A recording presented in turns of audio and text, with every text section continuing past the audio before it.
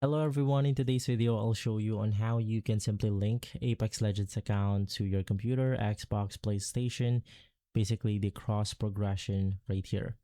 So generally what you want to do is to head over to ea.com. So just simply search for it and then you want to log in the account that's basically associated with Apex Legends. So in my case, I'm going to be clicking on my account, click sign in, and simply right after, once again, click your account setting, and there's going to be an option for basically connecting our account. And simply after logging in, there's going to be an option right here called connected accounts. So just click on it.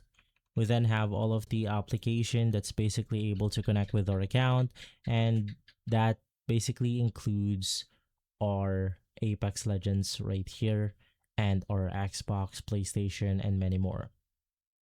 So just go ahead and simply look for your account. So let's say that you want to account or you want to bind it with Xbox. Just click on the link account button, and from there you should be good to go. And so guys, if this video has been helpful, leave a like, subscribe, and follow us for more videos like this. Thanks for watching.